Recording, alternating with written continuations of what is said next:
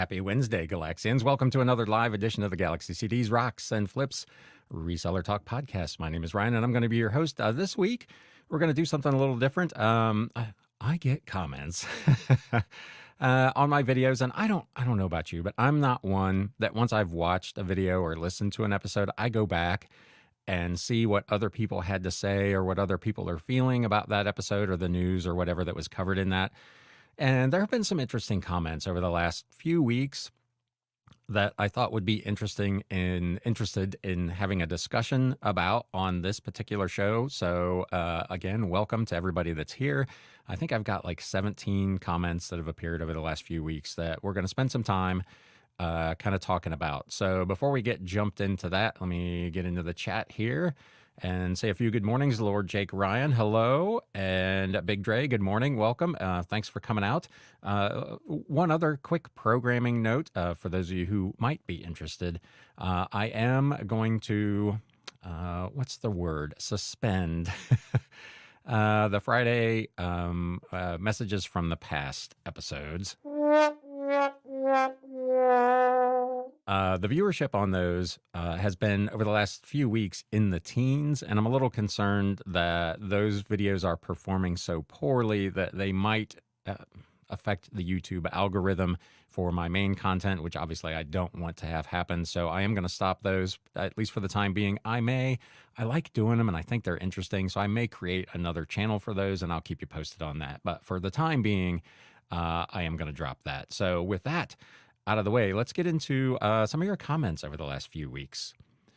John tries to fix things 3718 regarding eBay's offsite ads. I did try it out for 3 weeks using the $100 credit eBay gave me, set a $5 a day budget, which ended up getting me a total of 3 sales for $111 with $88 spent on ads. 453 total clicks at 19 cents per click. So without eBay's free $100 credit, this definitely wouldn't have worked out for me. I do not plan on using this program in the future. Thanks for another great podcast. Thank you. I appreciate it. So yeah, this is kind of the feedback I've heard from multiple sellers who have tried the program out through this free promotion, where eBay gave either $50 or $100 credit to try these various things. Most people are getting a reasonably decent amount of clicks, I guess, but it's not ultimately resulting in enough sales to justify the cost per click, which is my concern with cost per click advertising for most of what, at least what I sell. I just don't think it's going to work for me. I have not tried the experiment, but everybody that I have watched that has tried it has not managed to have much success with it. So appreciate the comment on that. They are, as I talked about in the Monday episode recapping their summer seller check-in, they are really pushing for people to do this offsite ads thing. I've talked about Etsy's offsite ad program. I've had 4 sales, I think, this week, all of which have come from that program. So it's been an extra $8, $10, $12 a pop at their 15%. So it's a fairly expensive program, but again, to be fair, it probably has generated business that I would not have gotten otherwise. Rebel Junk, I have a great relationship with small estate sale companies. Sometimes I get first dibs, private picks, and even work for them to pay for the purchases. So not all estate sales are my fave, but that's my vote. That is in response to this survey that I put up last week on the community tab. What is your preferred place to source? The majority of you, 37%, said garage sales. Second was estate sales at 32%. Thrift stores were at 22%, which I found interesting. My preferred is estate sales. And like Rebel Junk, I've had numerous times where I have gotten first dibs. I've gotten to go in and do a private pick in advance of the sale. Someone commented on one of the videos recently about how do you establish those relationships? And I've talked about that a few times. And I think a lot of it is just being, a friendly person, making sure you're seen and noticed at the sales, just chatting them up and telling them kind of what you're looking for. Again, offering to help them out at the end of the sale. It's a mutually beneficial thing. If there's a category that you buy in where it looks like they're going to have a bunch of stuff left over at the end of the sale, you can help them out by offering to come get the stuff at a reduced price, which helps you out. And that's how you kind of get started establishing those. I've got any number of estate companies that will contact me about either a private pick or they know someone who has some stuff. I've had that happen a couple of times where an estate company has reached out and said, hey, there's a person with X number of books. We're not actually going to do a sale for them, but I'm going to give you their information so you can reach out and maybe get a buy on some books. So establishing that kind of networking, as is the case really with any business, can be really beneficial. Playroom 44, hey buddy, just canceled my first cancel on eBay. I assume they mean had their first cancellation on eBay. Why do people think it's okay to come to your town and meet up with you? I hate that my hometown is plastered on my eBay account. It's unsafe. I called to remove it and they wouldn't. It's dangerous for us in tiny towns. This has been a concern. It's one of the reasons I don't usually do like Facebook Marketplace or Craigslist, because a lot of that ends up being local meetup. I've done a couple local meetups for eBay. I didn't really care for it, so I no longer really offer that. I'm with him. I just don't feel comfortable meeting people. Plus, it disrupts your whole day, and you've got people that no show, and it's not my preferred method of getting a transaction across the line. So I don't offer them anymore. And I agree. I think it is, I won't swear to this, but I'm pretty sure it's now a government regulation that sellers have to publish their location with their listings. I'm pretty sure it is in Europe, and I think it is here as well. And that's why they do that. I don't think this is a kind of an eBay thing necessarily, but it is, it's something I'm not really a fan of either. Let's go back over into the comments here real quick. Lord Jake Ryan, being polite, respectful, and chatty goes more of a long way than people know. Yeah, I mean, everybody wants to feel like they're liked, right?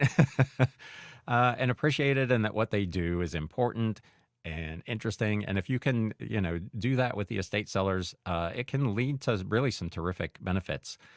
Operandi, hey, welcome. Good to see you. I look forward to the fun of sourcing, but I've got to discipline myself to sell all the stuff in my finished basement. Pretty sure it'll keep me busy for at least 10 months. I have the same problem. Part of it is I don't mind to like accumulate a lot of stuff, because in the winter months, the sales, I'm in southwestern Ohio, Cincinnati area, and the sales start to get a little more sparse, and you get into the holidays and they get even more sparse. So I don't mind to accumulate a pretty good stash of stuff that I know can kind of get me through the slow season. But yeah, I'm kind of the same way. I've done over the last, whatever it's been, 6 or 8 weeks, I've bought, man, I don't even know, 3,000 or 4,000 books, and my garage is literally full of books. But I'm going sourcing on Friday. Anyway, just because it's fun to get out. And again, to maintain those relationships, I like to at least every couple of weeks try to see at least my regular estate sellers, to let them know I'm still out there and still doing stuff. So there is an advantage to it, but yeah, you got to be careful that you don't end up with a bunch of stuff. Playroom, hello and welcome. Better to be a hoarder as a reseller. It has its advantages. If you've got a bunch of stuff, you've always got stuff to work from. I did an episode about this a couple of years ago. I don't consider it to be a death pile. It is just unearned income. It's stuff that I haven't worked yet. It's just money that's in the bank in a different form than actually money. Brian Henry 2385. Sometimes when I do list media, I'll lot up 2 to 4 books on a related theme or by the same author to offer the buyer a better value, especially for shipping costs. Yes, I've talked about that regularly here. I do that a lot with particularly the old like pulp science fiction books. Some of them are worth pretty decent money on their own, and a lot of times they're not. It's it's the $4 free shipping type stuff. And you get 2 or 3 of those that you have the same author, or they look like they're kind of the same theme. You lot those up and put a good price on it, and you can save some money on the shipping for you or for the customer, however you're doing it. When I do lot them up, I sometimes get the buyer who wants me to just sell them the one, and then seems to think I shall sell it for an evenly prorated price and shipping. Had 3 Gone with the Wind related books in a lot. One of them was a special edition with a sleeve, still factory wrapped. The other 2 were pre-owned.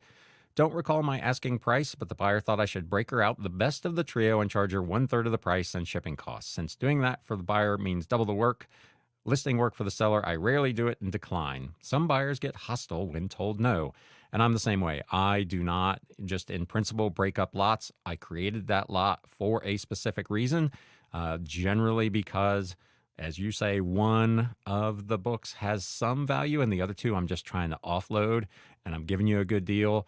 Just take all three and, do whatever you want with the other two. I almost never will break up a lot. Lindy Moose 7771, thanks. And this was very timely for me. Last week, a woman made an offer 70% off the original price. That's one of the reasons that I do the minimum acceptable offer, because I don't want those ridiculous offers. I don't want to deal emotionally with getting ticked off about a lowball offer. And with nearly 11,000 listings, I don't have the time to mess with that many potential offers. I simply declined. Yesterday, she messaged, would I take 20% discount and delist the item for 2 weeks until she gets her Social Security check? We talked a couple of weeks ago, or maybe it was even last week, about some of the sob stories that you get from potential buyers. That would be one right there. Oh, can you wait until I get my check? I can't do it right now, blah, blah, blah. I said I'd accept the offer if she sent it, but wasn't comfortable taking it off site. My polite version of HE double hockey sticks. No, just now she messaged me that she's trying to contact the artist to see if she has any of that item. She's blocked. Thanks again. Yes, again, like I talked about last week, the ability to choose who you do business with is one of the reasons that I do this. And there are some quote unquote customers, and I'll use that term super loosely, that are just not worth the trouble. Again, it probably depends on the price of the item and the potential profit that's involved, how much stuff you're willing to go through. But that is a case where I agree. I would have just flat said no to that and probably blocked that person. Playroom, investment in my future. Absolutely. Like I said, it's just money in a different bank. Obviously, there comes a point where it gets to be too much and you've got to work through it. But having extra inventory around for the slow times, to me, just makes good sense. Can you give us an example of how you respond to a buyer who wants to break up your lot? I just straight up tell them. I said, with the shipping being what it is, you're not going to end up saving much money. If I've got a lot of, say, 3 or 4 books that I'm doing for, let's say, $6.99 or $8.99 with combined media mail shipping, those books may still be right now $5.61 to ship, but that one book by itself might be $4.87 to ship, depending on which one they're picking. So there's no, if I break it out, you're going to pay so much more in shipping that you're ultimately not going to save any money. So I just tell them the only way that I can make this particular bundle make sense is to have these items all together.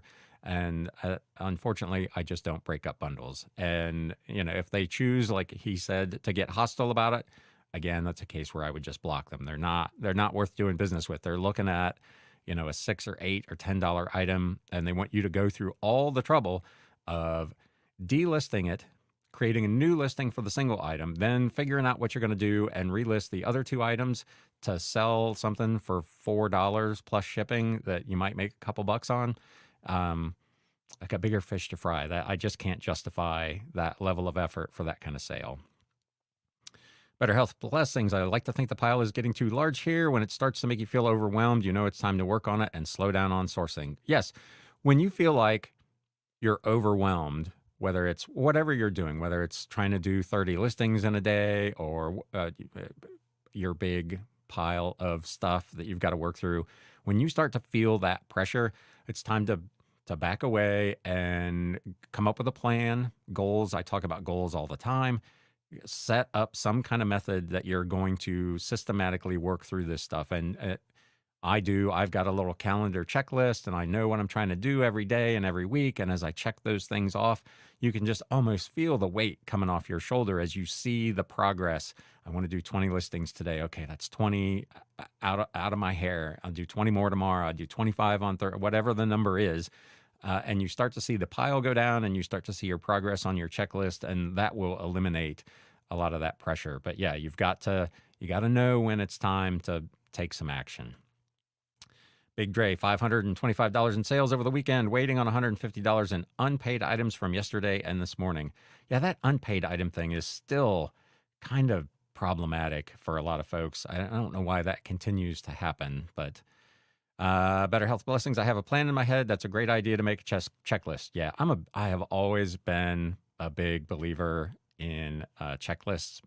Going back to the start of my retail career back in the 80s, I always had a legal pad with me where I was making notes on things that I either wanted to get done or needed to get done or saw that someone else needed to get done, depending on what it was. So yeah.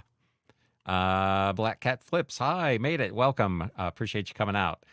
Let's get back over here into some of these comments from the recent episodes. Media Picker 2205. I haven't seen you pop up today. You must be working hard. I would have loved to join you live on this one. I had an eBay buyer send me an offer on some Ted Nugent cassettes. Normally, he says, I look at their feedback before I will accept if the offer is reasonable. I accepted the offer from my phone and then later looked at their feedback. Basically, they had an issue with everything, left tons of negatives, etc. So that does happen, like I talked about in that episode. And just here, there's no pleasing some people. They will find something wrong with everything, and unfortunately, they're probably not worth your time. Once you've accepted an offer, though, you're kind of stuck. So I figured if I canceled the sale, I would receive a negative. So I decided to eat this. I told the buyer they were getting this for free. That is a bold move, one that I probably would not have done. I'd have run the risk of taking the negative and tried to maybe get it removed if I thought it wasn't justified. I'm not trying to, obviously, everybody gets to run their business their own way. I talk about that all the time, but that is not something I would have done. Nobody likes negative feedback, but I don't get like super stressed out. If somebody leaves me a negative and I think it's unjustified, I'll try to get it removed. But if I get a negative or a neutral and it seems like it's legit, I'll just let them roll, I guess. So this wasn't really a big deal. He goes on to say, I ate a total of about $7 on this for the cost of the cassettes and the shipping. I figured this way I won't receive a negative since they got the item for free. The buyer was so happy. Well, of course they were. When he saw my message and the refund, he left me positive feedback before I even shipped it out. He then wanted to make a deal on some other cassettes. Of course he did.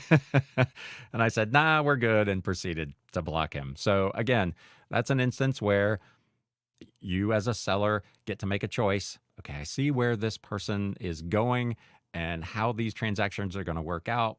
It's not worth my time and effort. I don't want to mess with it. And you block and move on. There are millions of other people out there who, like Ted Nugent, who will buy those tapes. So Growing a Better Tomorrow, another fantastic video. Thank you. I always enjoy the news summary. I'd love to hear more about your techniques for finding and building relationships with estate sales. We currently work with 2 estate salespeople, but they rarely have large book lots available. Also, a video on how you identify and seize opportunities for buying book lots would be incredibly helpful. We kind of talked about that relationship building already, and I may do a video on identifying lots. I'm not one that takes my camera out with me when I go to sales, so I don't have a GoPro. I'm not like capturing that footage.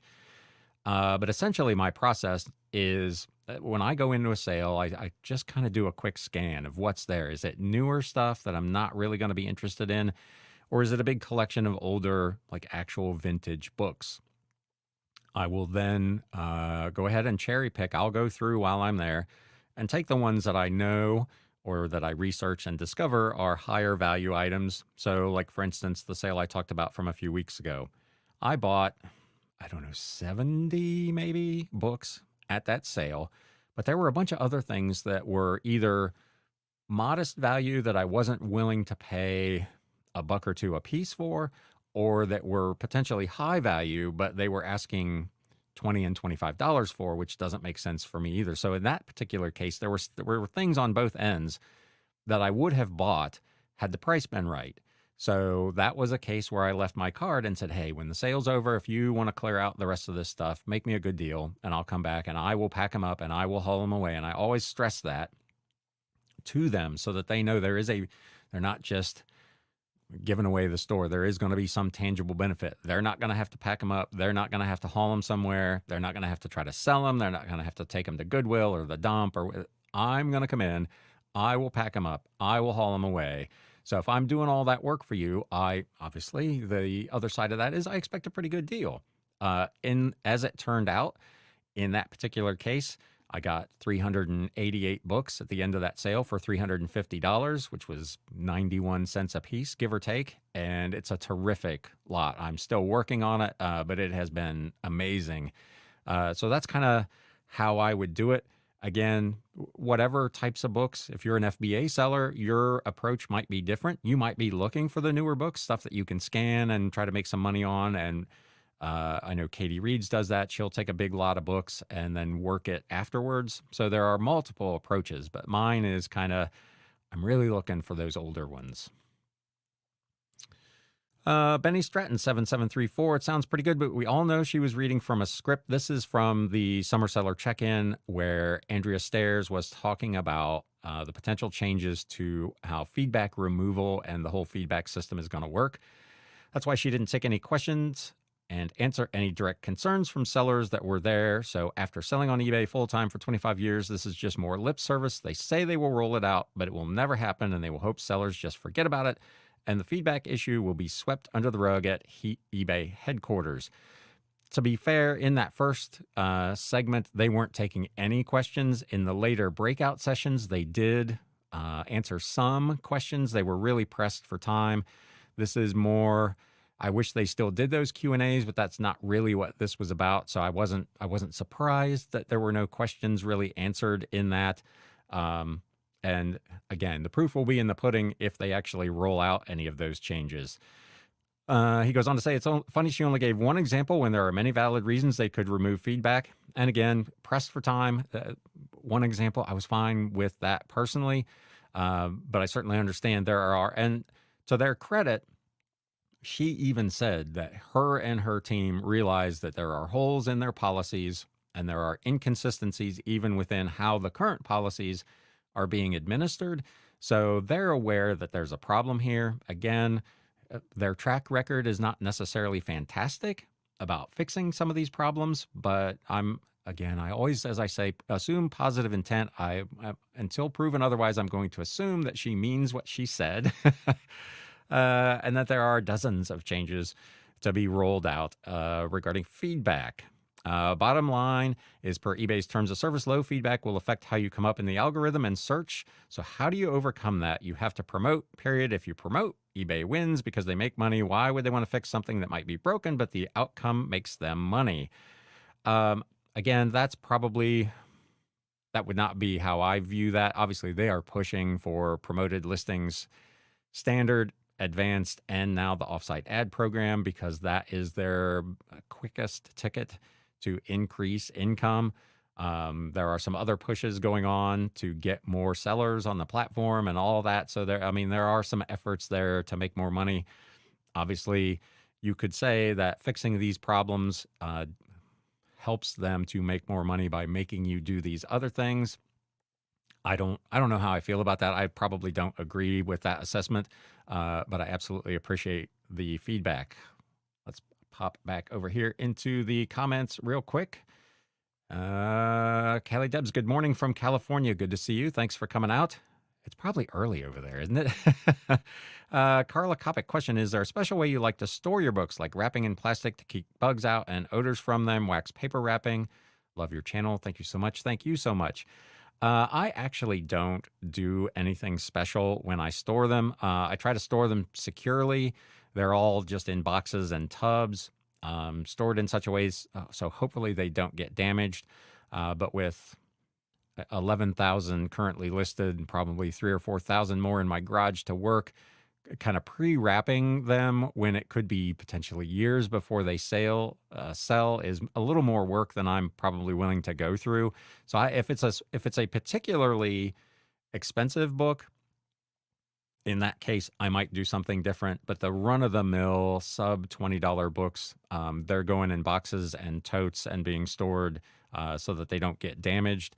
But I'm not doing anything beyond kind of that to protect them. Other sellers may treat that differently, but a lot of these books, if you've looked at my listings, a lot of them are already in what you would probably classify as acceptable condition. They've got some wear, they've got some damage, and sitting in a Rubbermaid tote for another 6 months or whatever is probably not going to make them any worse for wear. So I don't. When I ship them, I do wrap them. Paperbacks will also get a cardboard stiffener. So when they leave here to go to the customer, they're very well protected. They're in bubble mailers or boxes, depending on the value of the item. But while they're in storage, maybe I'm a bad seller. I don't know, but I don't do anything special. Liz, okay. Hi, tuning in on my morning walk. Thanks. I appreciate you coming out. Always good to see you. I think I just talked about your experiment with the eBay ads thing. So let's move on here. Oh, look, books. I have a book selling friend who sells a lot of cookbooks, and she shared with me recently that she often replaces the damaged plastic comb bindings with new ones. I never thought of that, but thought it was a good idea.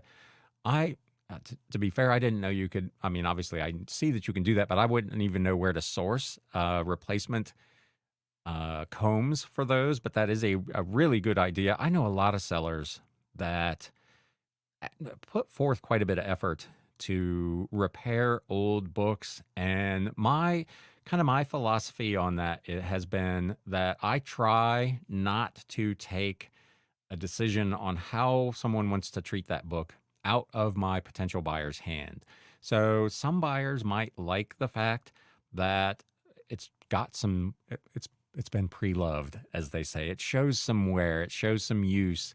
And if I spend a lot of time fixing or repairing a book, I've taken that decision on how they want to handle it out of their hands. So I don't generally do much repair, or I'll clean them up, obviously, but I'm not repairing bindings or covers or any of that kind of stuff. This is a terrific idea, especially if you've got one that's got some value. But yeah, that is not something that I have done in the past.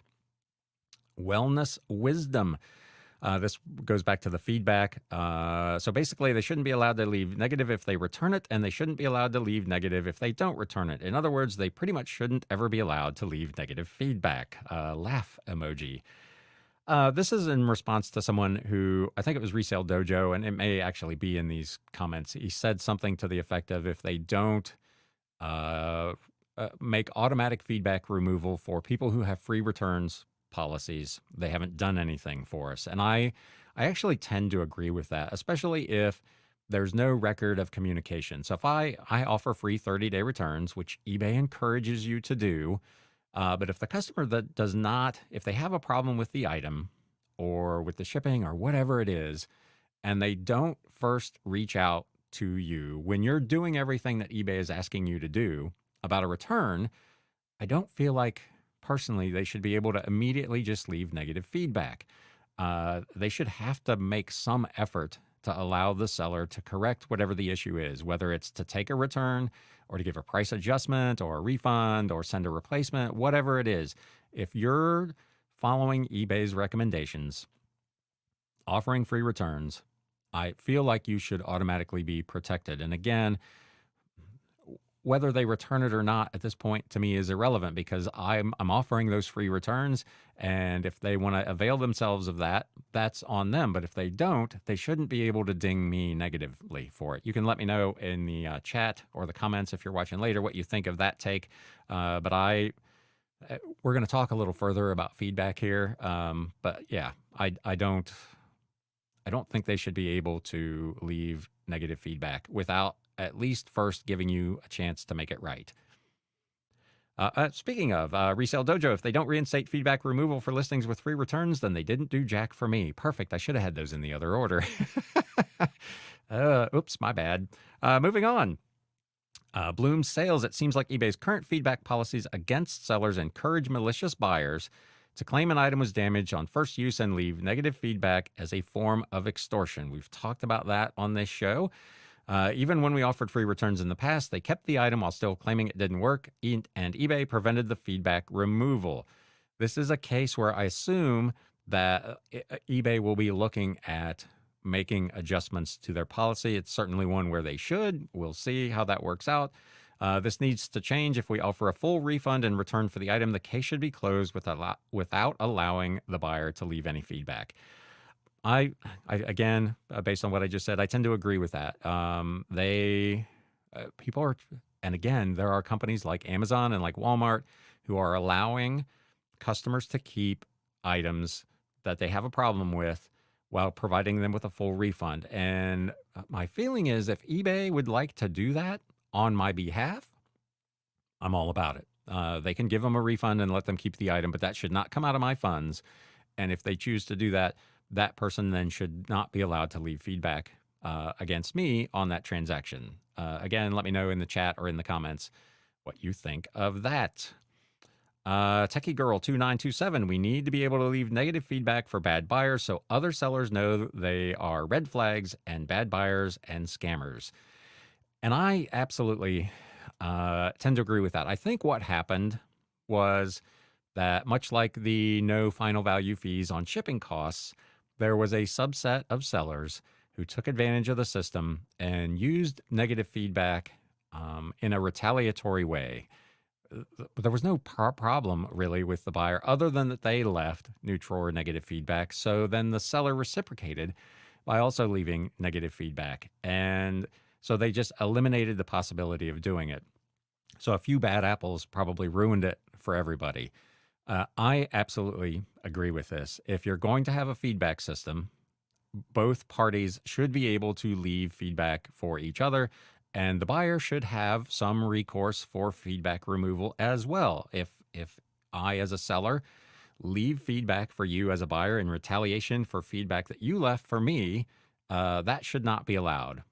I'm sure eBay doesn't want to take the time to mess with that, which is why I think the feedback system in general should probably totally be scrapped. My personal view on this is they should just remove the subjective customer seller feedback entirely. eBay measures any number of metrics to evaluate you as a seller, below standard, above standard, top rated seller. Make those metrics part of the seller rating that is publicly facing to the customer. So the customer can see that you have a 99% ship on time rate or a 55% ship on time rate, that your items are not as described, you have a high or low return rate. eBay's already measuring all that stuff.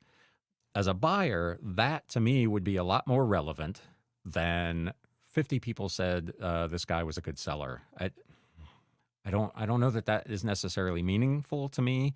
Where those data-driven metrics that eBay already uses to evaluate you as a seller would be very meaningful as a potential buyer. If I'm looking at an item and they're both competitively priced and you see that seller A always ships on time and their stuff is always as described and they have a very low return rate, which means they're doing everything right, and the other seller does not have those metrics, that would help me make a choice in terms of who I wanted to do business with. So I don't like the feedback system at all. And I'm at 99.9% positive feedback. I've got one negative in the last year, and I think 4 neutrals. So I'm not dealing with a lot of negative feedback to begin with, but I just think the system is fundamentally flawed. Again, you can let me know what you think of that. Carla Kopic, thank you. Thank you. You're welcome. Lord Jake Ryan, I had bought something on eBay. They printed the label but never shipped it. I had one of those, back in late winter. Left negative feedback and they tried to send me money to change it. I contacted eBay right after. Yeah, you can't buy feedback. Now, here's an interesting one. The case that I had was an item, they printed the label within 12 hours of me ordering it. But according to the tracking, they did not take it to the post office for 9 days. So an item that I should have received within a week took, almost 2 full weeks to get to me. And I left negative feedback with the comment that the seller had printed the label right away, but had not actually shipped the item, and it arrived too late for me to use it. And it was a bad experience. That feedback was removed by eBay. So that seller reached out and had that feedback removed, and it was legitimate and it was accurate. The tracking showed eBay could go in and look at the tracking and see all the same stuff I could see. They knew that item was not shipped on time, that it was shipped late, and that they say all the time when you reach out to try to get feedback removed, they say that's the customer's perception of the transaction, or that's the customer's opinion of the transaction, and that should be valid. Here was a case where that feeling was backed up by data, and yet that feedback was removed. I thought that was Fascinating. I'll leave it there because I try not to swear on this show. Next up, Joanna Shear 9091. How timely, received my first negative feedback ever today from someone who had an issue with an item and never informed me and never gave me the opportunity to rectify it. I wish eBay would make buyers contact you first before they can leave a negative feedback. Grr. Yeah, that we kind of just talked about that. Absolutely agree. I think as a buyer, you can't. You have to wait so many days anyway, like, because I buy like supplies, and before I can even leave like a negative or neutral, I have to wait like a few days before I can even do that. And why not just make it connect to their messaging system? And if you as a buyer have not reached out to the seller, you can't send feedback. Mercari's system is very much like that. They have their rating system, and you get an item. You have 3 days to rate the seller. And if you don't, the transaction automatically gets 5 stars from Mercari and you get paid. So 3 days, the buyer has to leave feedback. Rating, they call it. So after that time, you as the seller, to get your money, have to leave the buyer feedback. Interestingly, however, they do not allow you to see the feedback that the buyer left for you before you leave them their rating, which I think is a terrific way to prevent what we talked about earlier, the whole retaliation of feedback. If a buyer leaves you a 1-star review on Mercari, you won't know it until after you have rated them, and then that rating will pop up. Mercari is not perfect. I don't do enough business over there, but their rating system, eBay, if you're watching, go check out how they do it, because that for me is a much improved. I don't like that it's tied to receiving my money. I think once a customer has paid, I should have access to my money. In some cases, you're waiting 5 or 6 days for the item to get delivered, and then they get another 3 days to rate you. So sometimes you're waiting quite a while to have access to your funds, which I'm not particularly a fan of. But the piece about how they handle the actual rating process, I much prefer to what eBay does. I think it's Nelly Ooh. I'm an Etsy seller and was making over $200K back before the pandemic. Congratulations, that's a healthy number. During the pandemic, I was actually living in Europe and wasn't selling on Etsy. Fast forward 5 years, now we are back stateside, and I opened my Etsy shop back up, and I am shocked with the changes. I'm realizing the whole culture has changed at Etsy. Sellers are so unhappy. Fee increases are outrageous. See my notes on an almost weekly basis about the offsite ad program. And Etsy has basically pushed sellers to offer free shipping now. I still don't offer free shipping on Etsy. I won't do it. Which among many other factors has helped push the good sellers to leave Etsy and go towards personal websites or other platforms. The more the good sellers leave, the less money Etsy makes, and the more they raise their fees, the more good sellers leave. It is a vicious cycle. Etsy claims to be trying to fix some of this stuff, but yes, they do very much encourage free shipping. If you want to run like a sale, you have to put in a custom amount if you want to do anything less than 20%, and they blast you with a reminder that if you really want to boost your sales, offer 20% off. They're pretty aggressive with that. Their fees, other than the offsite ad fee being so high, I don't really have a major issue with 6.5% plus whatever, but compared to what it was from a seller who sold 6 years ago or whatever, it's probably significantly higher. I have said here several times, I expect Etsy will be raising fees at some point in the future as well. So it probably will push some people away. Unfortunately, they are trying to make some changes about how their search works to identify handmade goods versus print on demand versus AI. And Lord only knows how they're going to do all that. Knock on wood, I hope they figure it out. But they are trying to make it a little more beneficial for actual artisans and kind of vintage sellers. So we'll see how that goes. Brian Henry 2385, buyers who don't read descriptions are an interesting issue. The description used to come up on a smartphone with the other details, but once eBay made the description require additional steps to view, I noticed an uptick in questions that were answered in the description. Why eBay hides the description data on smartphones is beyond me. The other thing that is beyond me on that one is that it's super inconsistent. Some listings you'll look at least some, the first like 3 or 4 lines of the description will come up, and on some, you get nothing. And I'm with you, Brian. I don't understand why that is not front and center on your listing. You want people to, and again, we talked about it. That's why this came up. They don't read the descriptions. They don't look at the pictures. They ask questions of things that are already handled. Had they just looked, and yet eBay, in many instances, is hiding the information that would help both parties, buyers and sellers. Buyers make their buying decision and sellers not have to answer questions that they've already answered by creating good listings. On my laptop, the description is separated these days by several lines of diversionary advertising. That has been a problem for me with eBay for many, many years. You're looking at a listing and there's all these suggested similar sponsored listings.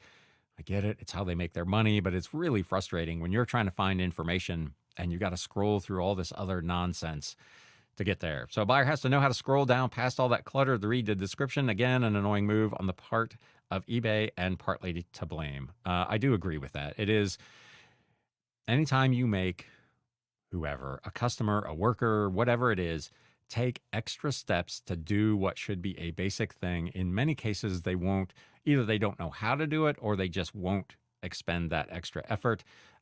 Like I talk about in my stuff, I try to make everything as easily accessible to the most people as I can.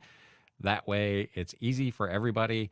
The really tech savvy person is going to know that. The person who's the first time ever on eBay may not understand. They'll just see that tagline that says item description and not even realize that they can click it. So yes, Brian, I absolutely agree with you.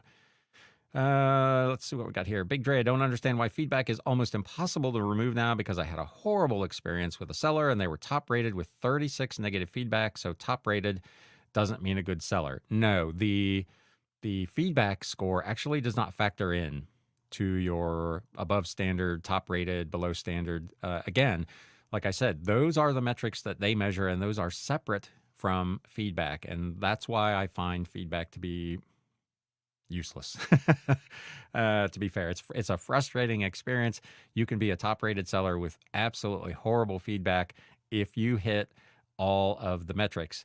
It's hard for me to grasp why there are not some metrics that you would think would capture some of what's causing that much negative feedback. You would think there would be INAD filings and the whole nine that would kind of eliminate their top rated status. But those two are unfortunately not connected.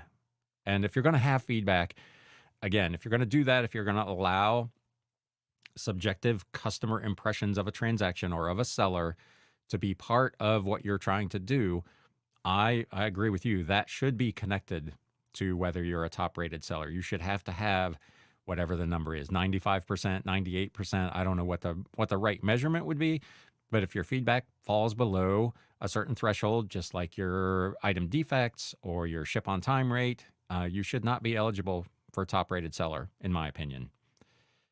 What do we got here? Gem Setting Girl. Ryan, you have a gift for making otherwise dry information interesting. I expect your channel to grow exponentially once word gets out. Thank you for entertaining us as we learn. Well, thank you. I appreciate that. That's not really a question, but that's one of those feel-good moments. I always appreciate knowing that someone finds me entertaining. That's kind of weird, really. But I do appreciate it. That is actually the last of the comments that we have received over the last kind of like 3 weeks.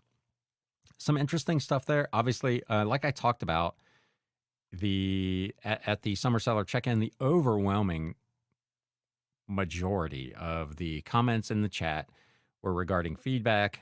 That has been the case.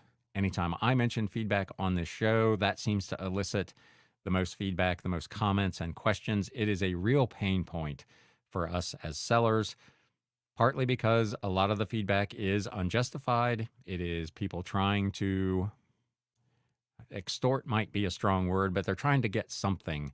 They're trying to get a discount, an adjustment, whatever the case may be.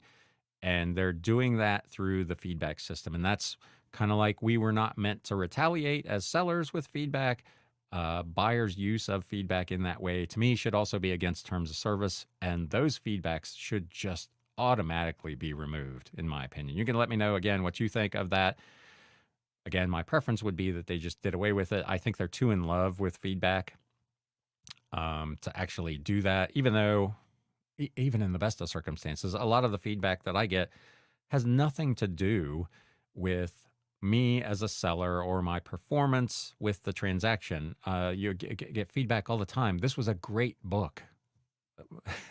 That is not helpful, unfortunately, for everyone. And I think that's one of the reasons that eBay is trying to do like this item review piece along with the feedback, because people are conflating those two things. They're leaving reviews on the item, not on the seller, which I guess as long as it's positive, I don't mind, but it's not. Again, as a buyer, if I'm looking at that feedback and I just see, oh, it was a great book. I had this book as a kid. I was so glad to find it again. They're not relevant to a buyer making a decision about whether an item is worthwhile or whether the seller is a good seller. So if you have any other comments or things you'd like to share or questions you'd like to ask, we got, gosh, I don't know, maybe 15 minutes left here. That sounds about right. Yeah, maybe 10 minutes.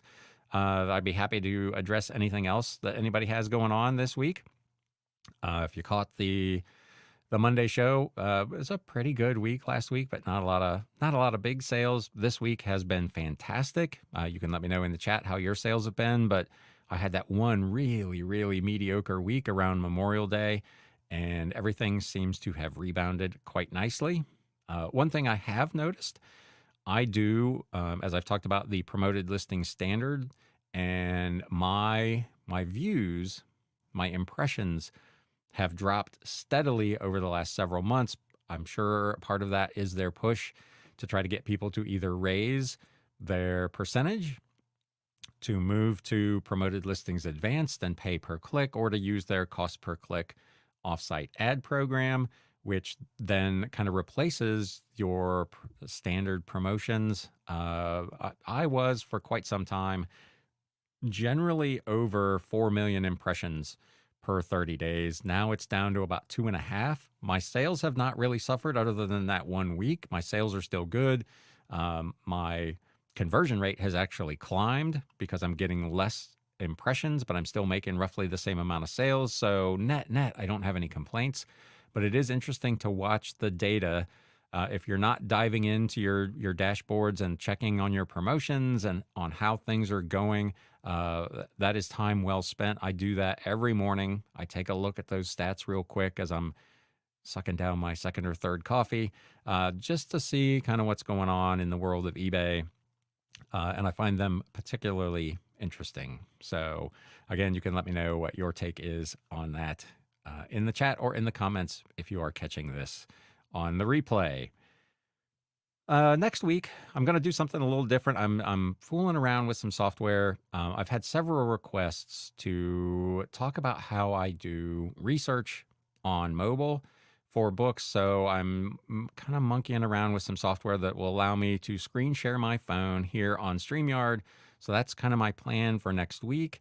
If you're interested in how I do research for old books on the eBay mobile app and the other sites that I use when I am researching a book, that will be the topic of next week's live. So be sure you put that on your calendar if that's the kind of thing that would be interesting to you.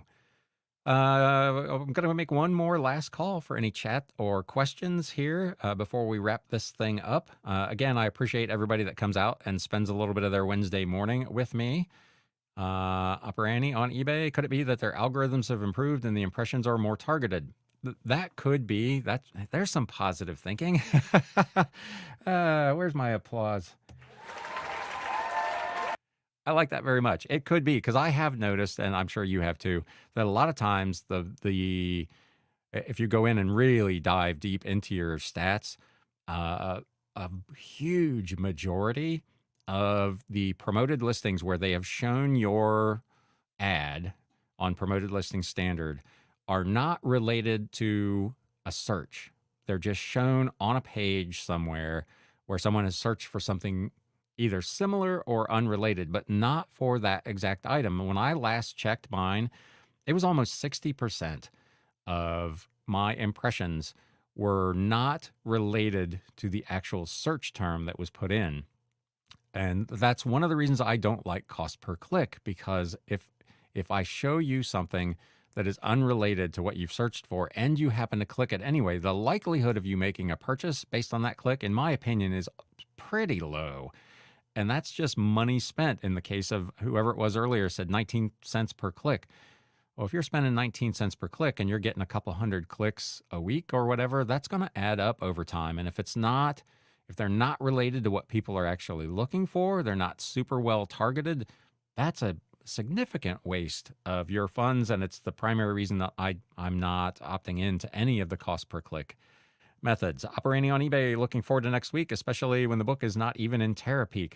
And I have that all the time, and I'm just going to bring a Rubbermaid tub here into the little studio. I'm not going to pre-sort these books, so we're going to look at all kinds of random stuff and just see. But there are times, I had a couple yesterday, no real current listings on eBay, nothing in Terapeak, and then I go to alternative sources. I think I talked about this a while ago. I bought a estate out, and probably a third of it is Korean language books, a lot of Christian related. The guy must have been a lay minister at a Korean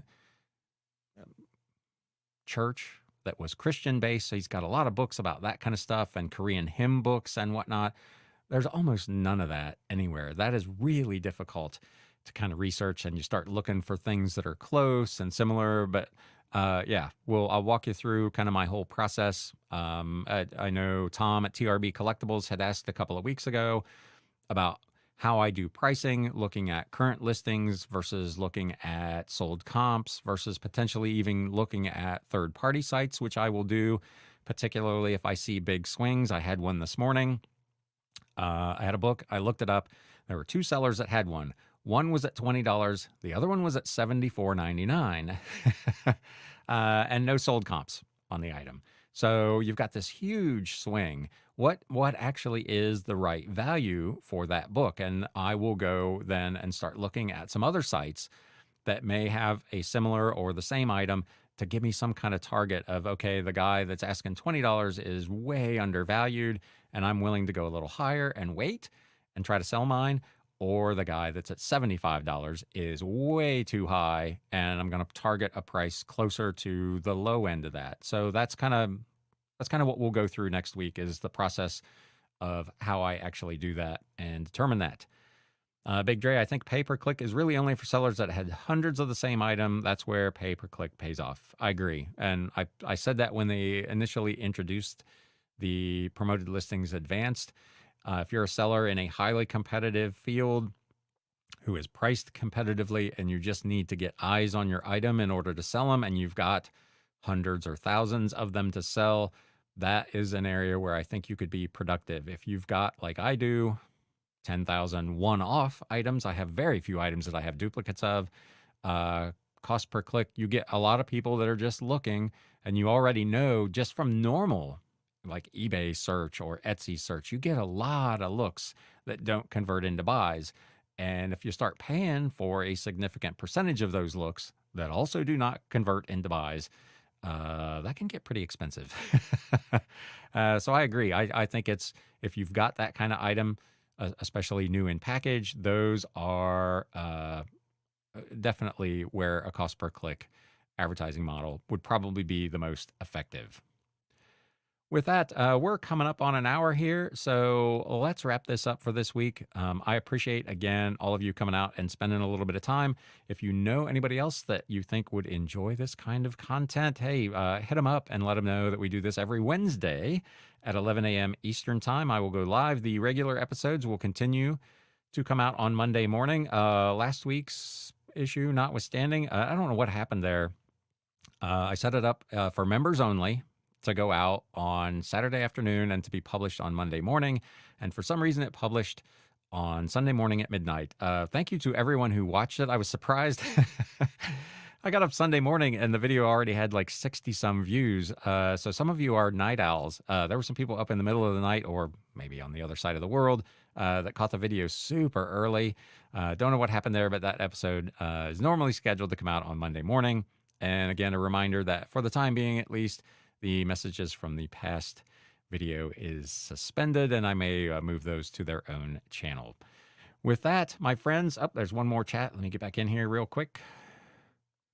Black Cat Flips, that topic for next week sounds good. I have a book that I cannot find anything on. It's a German grammar book. I've had a couple of those, and I just start looking for other European language books, for instance, if you can't find that exact one, or if you can't find that exact one, other German grammar books from the same kind of era, depending on how old it is, just to get an idea. You're always, when you can't find anything, you're always at the risk of either under or overvaluing it. When you can't find comps, it gets really, really difficult. I had a couple items today, for instance. It's a Yale University Hale Foundation private publication magazine. There's nothing anywhere. I couldn't find comps. I couldn't even find really any references to this magazine other than on Yale's website that they still actually publish these occasionally. Those I put up at auction. I have no idea what they're worth. Could be $10, could be $100. I have no clue. I couldn't find anything. So they're up at auction at $12.99, and we'll see what they do. I'll report back next week if somebody bought them. But yeah, those can be really, really difficult. Foreign language books are particularly challenging on eBay because there's just not a ton of them out there. Anyway, thank you again so much for coming out. And now it's time to sell. Thanks, guys. You have been listening to the Galaxy CDs Rocks and Flips Reseller Talk podcast. Thank you so much for tuning in, and we will catch you again next time.